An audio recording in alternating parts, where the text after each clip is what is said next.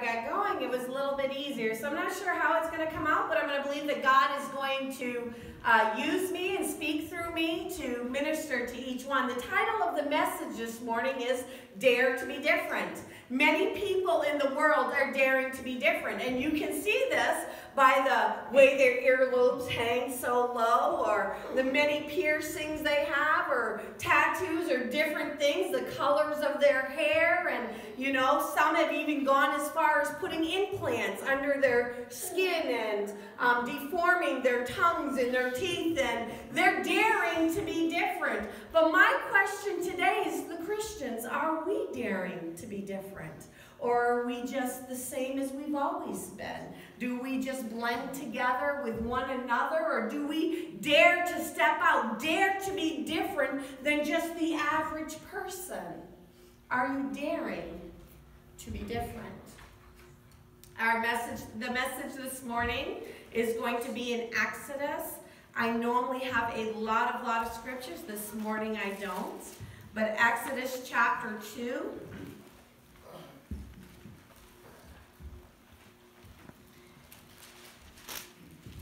Exodus chapter 2, and we're going to be reading verses 1 through 9. Exodus chapter 2, verses 1 through 9. And there went a man of the house of Levi, and took to wife a daughter of Levi. And the woman conceived and bare a son, and when she saw him that he was a goodly child, she hid him 3 months. And when she could not longer hide him, she took for him an ark of bulrushes, and daubed it with a slime and with pitch, and put the child therein. And she laid it in the flags by the river's brink. And his sisters stood afar off to wit what would be done to him. And the daughter of Pharaoh came down to wash herself at the river. And her maidens walked along by the riverside. And when she saw the ark among the flags, she sent her maid to fetch it. And when she had opened it, she saw the child, and behold, the babe wept.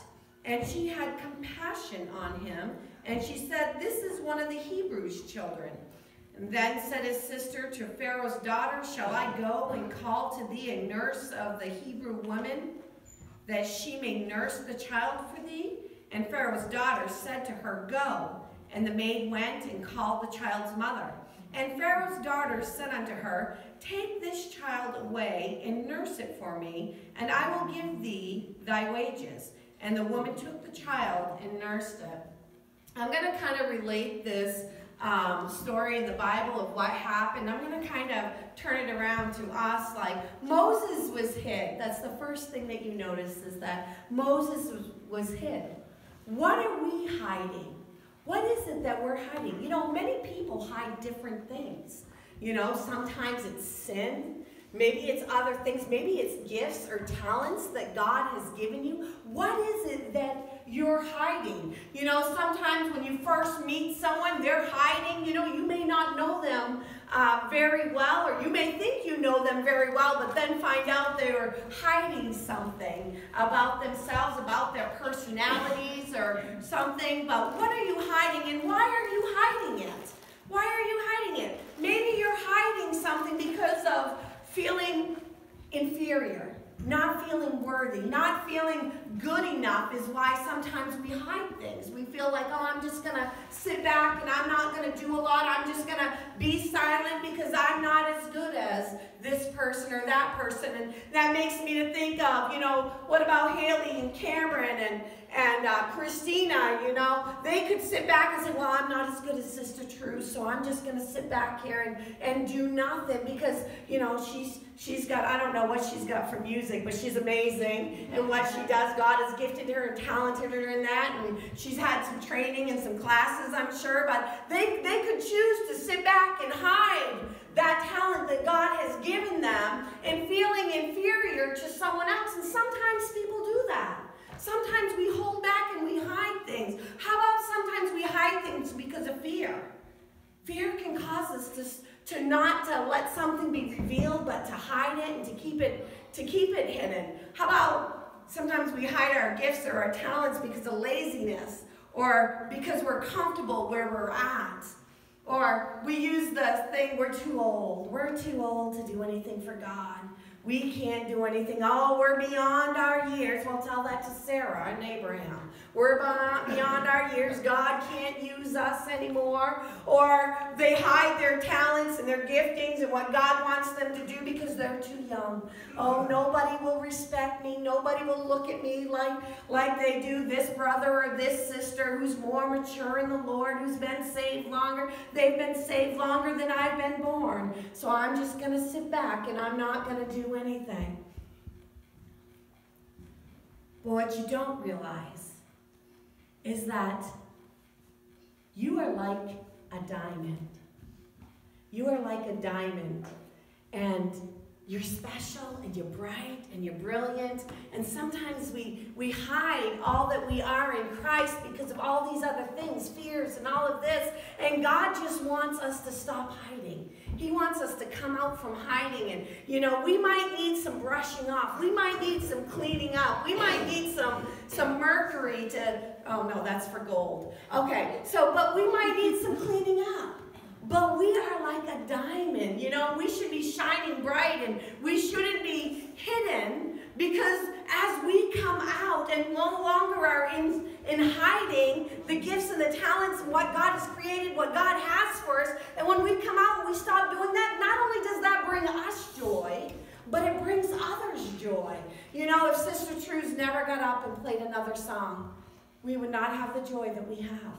You know, if these other ones did not play, Glennis did not play, if they didn't sing, if Teresa didn't sing and stuff, if Marvin no longer sang, or many of you don't know Brother Dickie's amazing voice, if he never sang again, not only would they lose their joy, but the rest of us around us would lose joy because we wouldn't be able to be a part of that. You know, and so we need to, some of you have been hiding gifts and talents that God has given you. You haven't been using them. It's like you've got them on a storage shelf somewhere. You know, maybe you used them in the past. Maybe God's used you in the ministry in the past, and you've kind of said, you know, I'm too old, I'm this, I'm that. You know, my time has gone by, and you've kind of got them tucked away, stored away. But I believe God wants you to take them out of hiding. You know, take them off the shelf. Start using the gifts and the talents that God has given you so that not only can you walk in joy, but others around you will begin to walk in joy. You are a diamond. Moses could no longer be hidden. He couldn't. He could no longer be hidden. He could only be hidden for so long. Then no longer. His mother had to make a basket for him. But you know, there's nothing we can really truly hide. You know, whether it's sin or whether it's our talents, we can't really hide those things. We can say, oh, no, I don't do that. You know, I'm not ready. I'm not whatever. You know, it's not my time to shine. Whatever we want to use for an excuse. But it really cannot be hidden. You know, dinosaur bones, we're still finding them today. You know, forensics, DNA, scientific discoveries. There's all these amazing things. Those things that we thought were hidden are no longer hidden. You know, they're brought to the light. And that's the same way it is with the gifts and the talents that God has given each and every one of you. And not one of you are left out. God doesn't say, I'm going to give Robina gifts and talents, but Jason, you get none. You get none. Sorry, Jason, we don't like green, and you get none. Okay.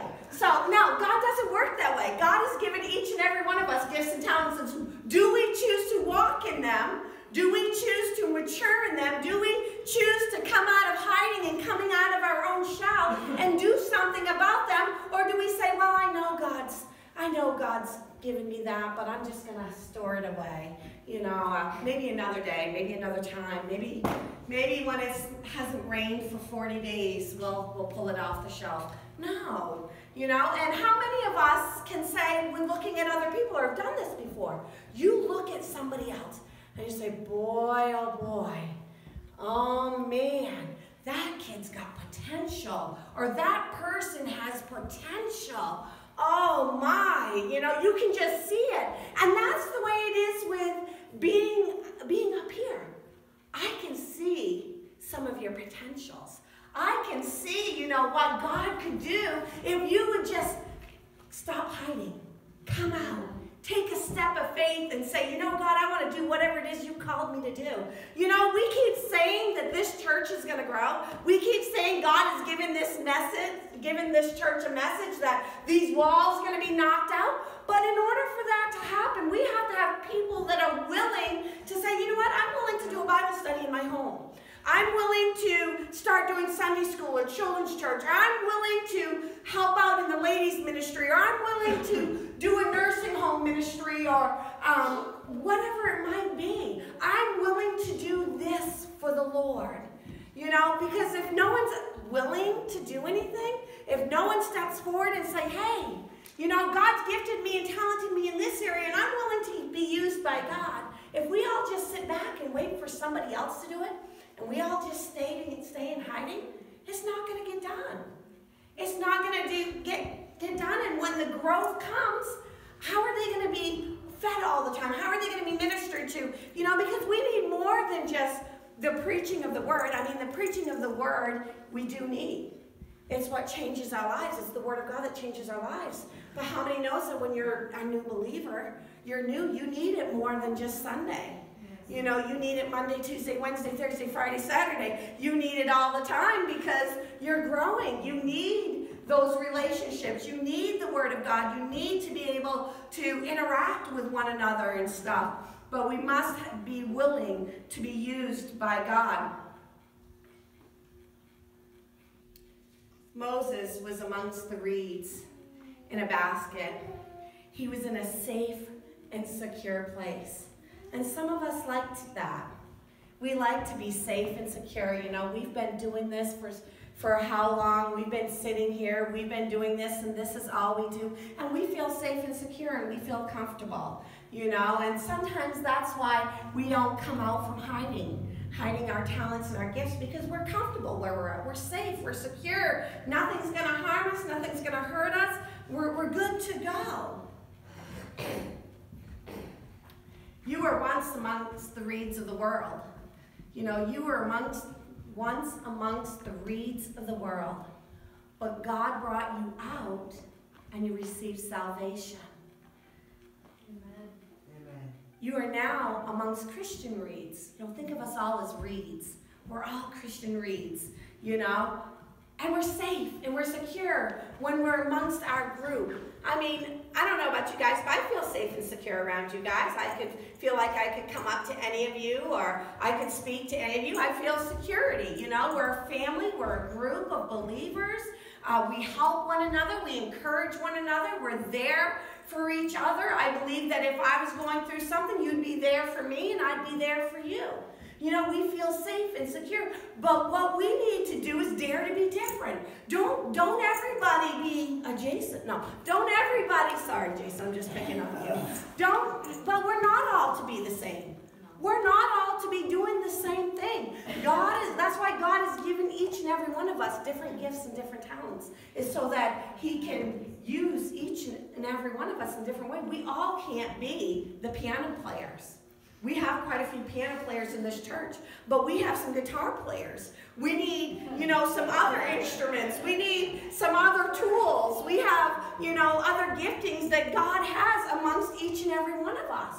But we all can't be the piano player. It's just not possible. We can all try to be the piano player or wish to be the piano player, but we need to move out in the gifts and the talents that God has given us. Moses' sister was watching from a distance. Others watch our lives from a distance. They look at us and they watch us, to see what are we doing. Do we walk the walk, talk the talk? Do we do it? Or do we just, do part of it? We talk it, but we don't walk it. They're watching us, and from a distance, we don't even always realize it that they're watching us, but I've heard some of you give testimony about how someone has made a comment about something you've done, and you didn't even know they were watching you. You didn't even know that they had noticed, and yet they noticed. They noticed that, but sometimes we are just watching from the distance. Instead of actively doing what God has called us to do, we watch from a distance, and we watch everybody else, and we watch what's going on, and we're comfortable, and God wants us to dare to be different, not to just sit back and watch what everybody else is doing.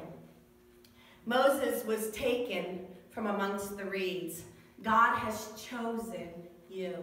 You are taken amongst the reeds of the world. God has chosen you. God doesn't just choose us just to choose us. I mean, God has chosen us for a purpose. There's a reason why God has chosen you. And sometimes we just have to think, God, why have you chosen me? What is my purpose? What is my calling? What is it that you would have me to do? God has chosen us for a reason. We are chosen by God. But the question is, God can take us out from amongst the world. But then we have a choice. Will we be taken out of our idleness, our complacency, and our comfort zone? Will we do all that we can do, or will we just sit back and be comfortable? It's our choice. It's like saying, God has taken us out, and here we are. Here I am. I'm going to sit here. I'm going to be faithful to come every Sunday, and that's what I'm going to do. And the pastor can try to get me to step out in ministry. The pastor can try to get me to do this or that, because we see talent in you. We see potential in you. Not just me, but others. Pastor Costain saw potential in me. If he had not seen potential in me, and he had not called me to do what he asked me to do, to preach on, when I first came here, I was scared to preach on Sunday nights, and stuff. It was okay for a little bit, but as often as he wanted me to do it, and, everything else that he wanted me to do, but he saw potential in me that I didn't necessarily see myself. It's like the saying, you can lead a horse to water, but you can't force him to drink. And that's what we can do as leaders, is we can lead you all in the right direction and what we should be doing, but we can't make you drink. We can't make you do anything. It's a choice that each and every one of us has to say that, hey, am I just going to sit here and just see what happens, or am I going to get active? Am I going to get involved? Am I going to, use my potential to the fullest? Pharaoh's daughter had compassion and saved Moses from certain death. Moses should have died. You don't believe it? Look in chapter 1, verse 22. And Pharaoh charged all his people, saying, every son that is born ye shall cast into the river, and every daughter ye shall save alive. Pharaoh had said that this was going to happen because he tried to get all the midwives to kill the boys when they were born, and the midwives said, those Hebrew women aren't like you, these Egyptian women. Their children come way too fast. Before we even get there, they're already having them. So then Pharaoh says, okay, well, you're going to have to kill all the boys, throw them all in the river. They're going to have to be thrown in the river. But Pharaoh's daughter had compassion and saved Moses from that certain death. God showed compassion for each and every one of us here today. And we know that. We've accepted him into our lives. We've asked him to forgive us of our sins, and we know that he showed compassion by dying on that cross for each and every one of us here today. We know this. He saved us. Those talents, those gifts that God has given you, I think of it this way. If we don't use them, I'm not saying you will lose them, but you could lose them. You think of the parable of the man with the talent, the men with the talents. The one hid his talent. Well, what happened? It was taken from him. Now that was money, but it was taken to him and given to another. If we don't use the talent that God has gifted us, if God has gifted us to be, to be a Bible study leader, and we choose not to step out and to come out of hiding and say, okay, God, I don't believe that I can really do this. I know that, I know that I can do it in you, and we choose to stay back. God's going to give somebody else that gift and talent to be able to step up, that has the courage to step forward and say, you know what, I'm willing to do this. I want to do this. Someone with a willingness to step forward. And I thank God just the other week, we had, I preached something. I must have been preaching about, God must want you guys to do something. Because I was preaching something about stepping out and doing something or something. And I had one person come to me, and they said, I feel like with your message that God has said that I need to do this.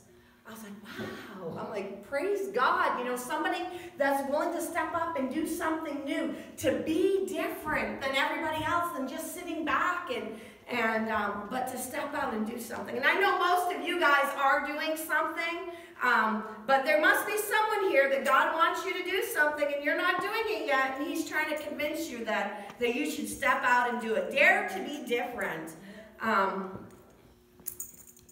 Who knows? You could be the next Joyce Myers, the next Billy Graham, the next Smith Wigglesworth, the next David, the next Daniel, the next Peter. You could be that person. We don't see that potential in us, but God sees that potential in us. And He's already given us those gifts and talents, You could be the next, even though we're not Catholic, you could be the next Mother Teresa. Well, you couldn't really be a Mother Teresa, but, you could be that next one that everybody's going to remember for what you have done. How you made a change in the world, what you had done in it. And we know it's not what we do ourselves, because we know it's Christ that's working in us and through us, and He gets the glory. But Moses was different from all the other Hebrew babes. He was boys. He was different.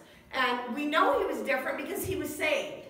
He was kept put in a little basket and sat to the side. He wasn't killed. He wasn't thrown in the river. But will you dare to be different from all the others? Noah was different. Elijah was different. David was different. Everybody else was cowering back, and David stepped forward and said, I'll do it. We're not going to let this Philistine talk bad about our God, and I'll take a step in faith and believe that my God is able. Daniel was different. Daniel would continue to pray. Daniel was different. Will you be a Daniel? Mordecai was different. Mordecai wouldn't bow down to Haman. He was different. He went against what everybody else was doing. He took a step of faith. He stepped out. Shadrach, Meshach, Abednego would not bow down. They were different. They were set apart. God's people are called to be set apart, to be different, different from the world. And even in the church, not to be like everybody else. God doesn't want a whole bunch of little Christinas. He doesn't. He has made us as individuals, and I'm picking on my family, but, He's made each and every one of us different. And that's what He wants us to be. Stephen was different. Peter was different. Everybody else stayed in the boat. Peter stepped out of the boat. Saul was different. Jesus was different. He wasn't like everybody else. And God doesn't want us to be like everybody else. Will you dare to be different? God uses those who dare to be different, those who step out, those who are willing, those who set themselves apart. And, in saying that, Sister True's made a comment this morning in Sunday school about gossipers. Dare to be different. Don't join in the gossip. Dare to be different. Step out. Set yourself apart. If there's sin in the camp, step away from it. Go the opposite direction. Don't go the way everyone else is going. Not only was Moses different, but Moses made a difference. Moses was different, but Moses made a difference. What can we do for God? What can we do for God? Now, you may think what you can do for God is so little, so minute, that it wouldn't amount to anything. But just like that stone that David had was so little, but look at what a great thing it did. Look how it turned the battle around. Look what God has done with it.